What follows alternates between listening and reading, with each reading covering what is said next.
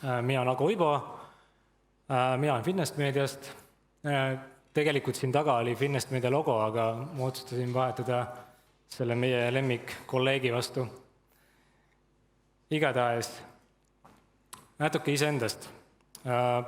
Täpselt nii, nagu enne mainiti, ma olen kokku olnud testimise alal ligikaudu 10 aastat. Võib-olla paar kuud ma olen natuke eemal olnud, teinud muid asju.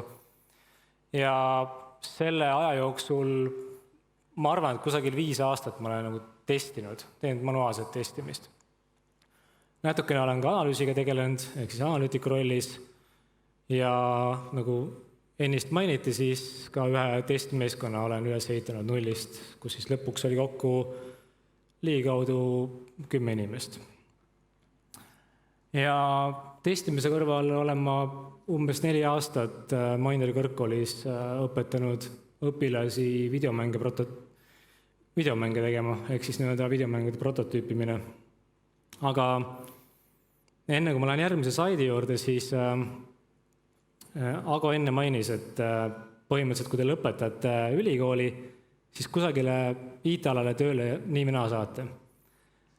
Testimise alal meil testijatega on tavaliselt käibel selline nali, et kui sa ei saa hakkama programmeerimisega, sa ei oska analüüsi, projekti sinust kindlasti ei saa, no siis testijaks saad nii või naa.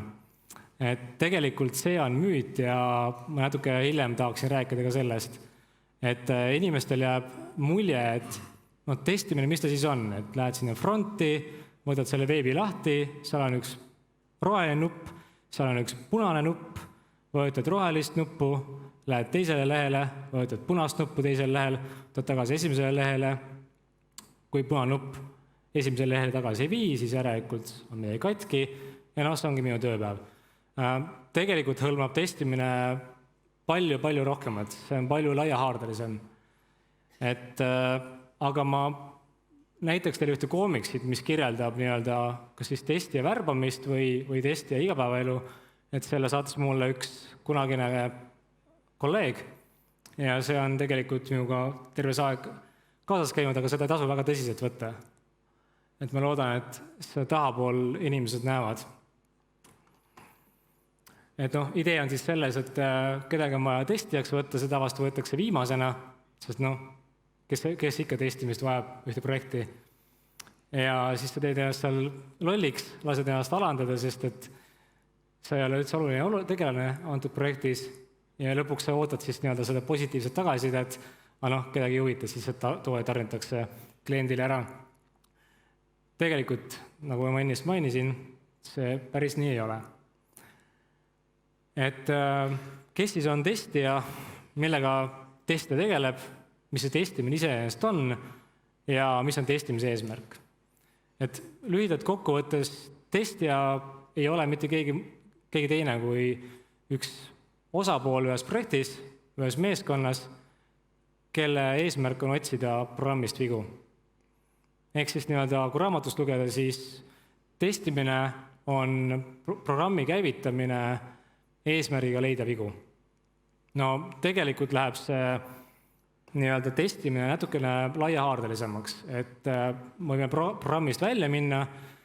Testimine hõlmab ka näiteks nõuete analüüsi spetsifikatsioonide ehk siis analüüsidokumentide, mis omakorda on nõuetest lahti kirjutatud pikemad dokumendid, nende analüüsimist enne seda, kui me üldse midagi testima hakkame. Ja üks oluline asi, kui te tulevikus peaksite valima endale testija ametikoha, on väga tähtis meeles pidada, et testimise eesmärk ei ole kinnitada seda, et tarkvaras vigu ei ole.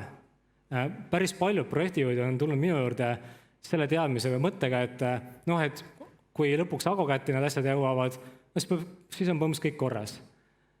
Siis võib tarnida kliendile toote ja kõik on hästi. Tegelikult selleks, et kliendile toodet üle anda, selleks teeb tööd kogu meeskond. Mina ei ole ainukene inimene seal ja mina ei kinnita seda, et ühtegi viga koodis ei ole. Testimise eesmärk on kinnitada just vastupidi, et koodis on vigu.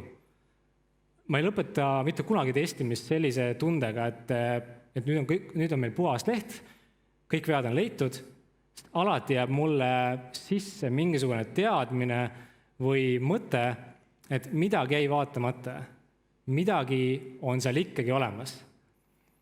Ja näiteks ma pean tegema seda asja tulevikus siis edasi, et panen mingi to-do note, et kui ma ei tea, läheb paar päeva mööda ja kliendile on asi üle antud, siis ma ikkagi vaatan mõned asjad uuesti üle, proovin mingi uusi metoodikaid või midagi taolist. Aga testija peab alati mõtlema, olema kriitiline selles suhtes, et ta ei saa kunagi kõiki vigu üles leida. Ehk nii-öelda selline täielik testimine, üks testimise 7 printsiibist ütlebki, et testida täielikult ei ole kunagi võimalik. Ehk nii-öelda tööd on testimise alal praktiliselt lõpmatuseni. Nii, aga millega siis testija iga päev tegeleb?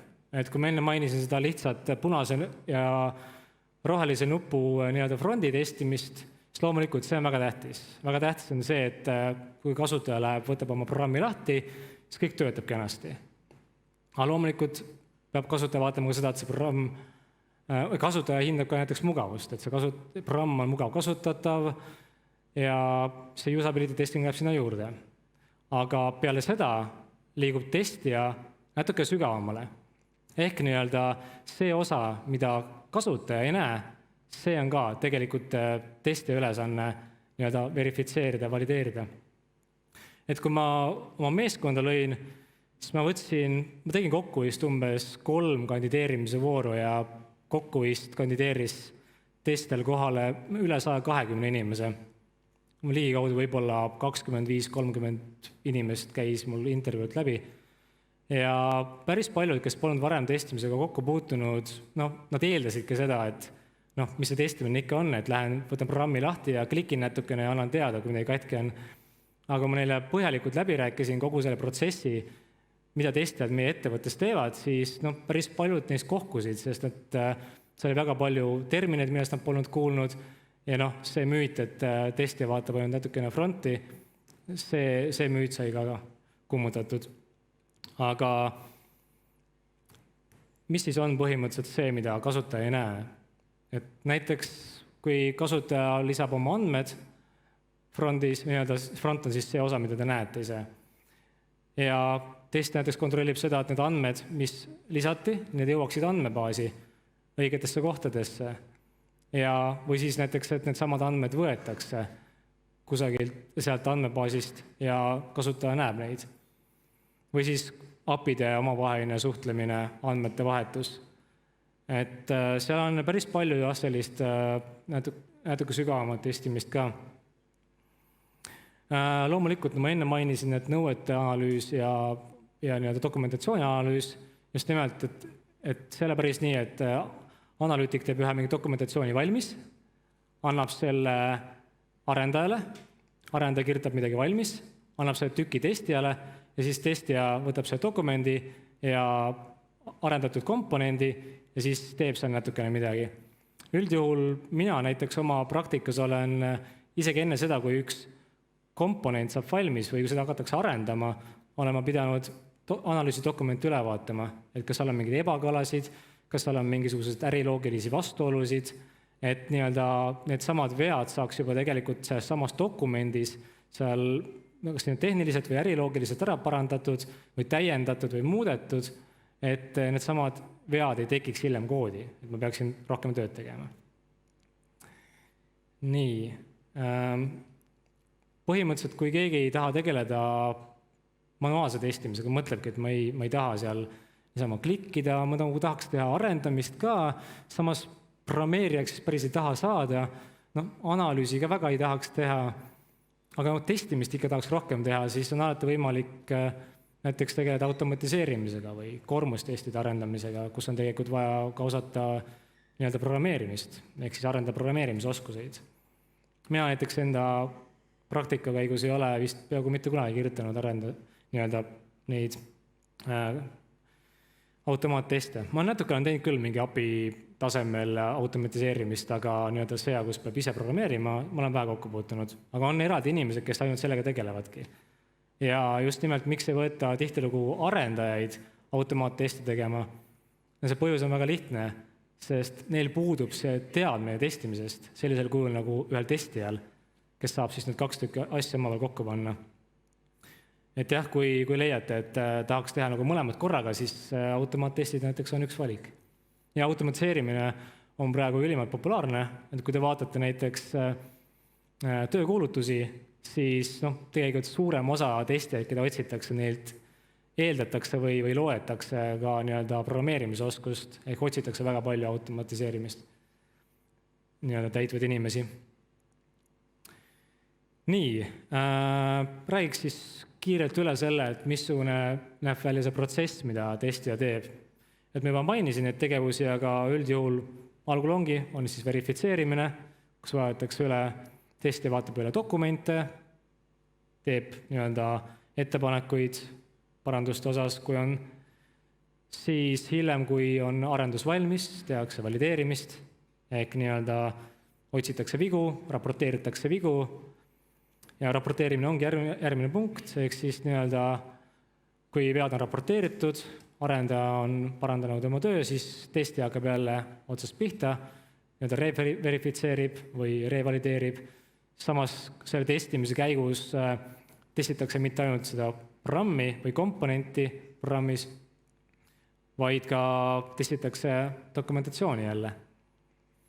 Ja lisaks sellele on väga palju dokumenteerimistööd, kas siis nii-öelda protokollimine kliendi jaoks, et kui testimine on läbi viidud, testiplaanide koostamine, näiteks enne testimise alustamist tuuakse testiplaanid, kuidas me testime, mida me testime, erinevate testimisstrateegiate koostamine, testijuhtumite loomine, üldjuhul kõik, mina olen tegelikult vist ühes ettevõttes ainult kasutanud testlugusid sellises suuremas skoobis, kus tõesti 3-4 inimest võtsid ette nii-öelda testiplaanid, kus olid testlood ja nad reaalselt tegid neid umbes nädal aega läbi. See oli ühe tootepõhine ettevõte ja seal oli neid erinevaid süsteeme väga palju, et sellist regressiooni testimist tuli teha, ehk nii-öelda sellist dokumenteerimist. Ja ma olen kirjutanud ka kasutusjuhendeid, sest testija on tegelikult see inimene ühes projektis, kes teab süsteemi kohta kõige rohkem. Ehk nii-öelda testija suhtleb väga paljude erinevate osapooltega ja testijal on alati kõige parem ülevaade äriloogikast ja mis seis hetkel rakenduses on. Ja siitkohalt jõuamegi selle punktini, et testimises on teil väga palju vaja suhelda erinevate projekti osapooltega. Et suhtlemist on väga palju. Arendajatega, see on ju iseenesest mõistetav, et arendajatega ilmselt on kõige rohkem, sest arendaja, nagu ma varem mainisin, teeb oma asjad valmis, testija peab sealt leidma vigu, saatma tagasi arendajale ja see põrgatamine käib ja see pole ainult niimoodi, et keegi kirjutab midagi raportisse, saab selle arendajale ja siis ootab natukene aega, vaid tihtilugu nii-öelda saadakse kokku ühe arvuti taga ja vaadatakse asju üle. Täpselt samamoodi analüütikuga. Põhimõtteliselt ma mõnikord olnud niimoodi, et ma olen mingi pool tundi lihtsalt istunud analüütikuga ühe laua taga, arutanud seal erinevaid teemasid, läinud arutada ja teinud umbes 2 minutit enda tööd. Ehk nii-öelda, et jõuda sellesse punkti, kus ma saaksin teha oma tööd, pean ma lihtsalt inimesega päris pikalt rääkima. Et nii-öelda testija annab nii-öelda tagasisidet, et kas midagi võiks pekis muuta, kas sealt on üldse midagi puudu või äkki üleliigset. Ja loomulikult projektijuht on see, kellega väga palju suheldakse. Projektijuht on siis see inimene, kes tuleb ja küsib, et aga kas me saame selle toote täna kliendile üle anda või mitte. Ja kõige lõpuks jääb ikkagi testijale see lõppsõna. Arendaja teeb sulle oma asja valmis, testija vastutada jääb see, et see asi lõpuks on sobiv kliendile. Täpselt samamoodi on analüüsis. Ja testija on lõpuks see mees, kes ütleb, et nii, meil on küll planeeritud tänaseks või homseks reliis, aga me ei tee seda. Sellepärast, et seal on need vead, mis tuleks enne ära parandada ja siis peab minema projektijuht minema kliendiga läbi rääkima. Ja sealt tuleb ka see vastutuse osa, ehk siis nii-öelda, kui see roheline või punane nupp mitte midagi ei tee, see ei muuda mitte midagi. Aga kui me räägime sellest, et kusagil lennukis juhtub tarkvaraline viga, siis võib päris kalliks maksma minna või mõnes haigla aparatuuris juhtub midagi, mis võib päädida sellega, et inimene kaotab elu. Ma iseenda praktikas olen ühe korra kokku puutunud sellega, et tarkvaras oli umbes 2 kuud oli üks viga, mis tekitas lõpuks kliendile sellise kahjumi, et kui ma oleks pidanud seda ise kinni maksma, siis ma oleks pidanud umbes 10 aastat tööd tegema, et seda kahjumit kinni maksta. Ja seda viga oli äärmiselt raske üles leida. Loomulikult hiljem me natuke muutsime oma praktikaid ja oma protsesse. Me põhimõtteliselt tegime selle asja ümber niimoodi, et ühe konkreetse vea pärast, et seda uuesti tekiks. Meil oli umbes 3-4 inimest, kes tegid nädal otsa järjest ühte ülimalt rutiinset tööd. Nad lihtsalt hommikust õhtuni testisid mingisuguseid template'e ja me pidime nädala veel juurde leidma endale testimisele, et seda sama probleemi uuesti tekiks. Nii et testijal on väga-väga suur vastutus ühes projektis. Ja nüüd kiiresti sellest, et kes siis sobib testijaks. Kui te tundsite, et see on see, mida tahaksite teha, siis ilmselt sobiksite. Aga nagu varem mainiti, et IT-s pole rutiini, testimises on rutiin. On tegevusi, mis on ülimalt igavad, mingisugused korduvad tegevused, selleks meil ongi automatiseerimine, et neid samu tegevusi vältida, samas automatiseerimine on väga kallis töö, nii et tihtilugu tehakse ikkagi sellist igavat manuaalset testimist ka, aga on ka väga põnevat ja väga lõbusat, et seda igavat osa lihtsalt peab arvestama. Eks see on tegelikult igas ametis niimoodi, et on asju, mida ei taha tihtilugu teha. Aga tegelikult on testimine väga lahe. Soovitan alati olla väga julge, väga suhtlemisaldis, et isegi otsekohesus tuleb kasuks. Ehk nii-öelda juleta öelda, et ei, sul on mingi 10 inimest ümber, kõik ootavad seda, et sa ütleksid, et kõik on korras, see on lihtsalt rusikas lauale lüüa, öelda, et ei, mitte midagi pole korras, nädal aega veel, siis võib-olla saame korda. Et seda julgust oleks ka vaja. Kiire kohanemisvõime ja loomulikult hoolivus sellest, et su toode oleks kliendile mõnusasti kasutatav, ei rikuks nii-öelda kliendi igapäevatööd ja ei tooks talle kahjumit ja hoolivus kvaliteedist. See minu poolt kõik. Võib küsida. Muideks enne, kui ma jõuan küsimusteni, siis kas keegi teab, Mare, üks minu töökaaslane, annab sellele õigele vastajale veepudeli auhinnaks, kes õigesti vastab. Ehk nii-öelda, mis on number 1 lause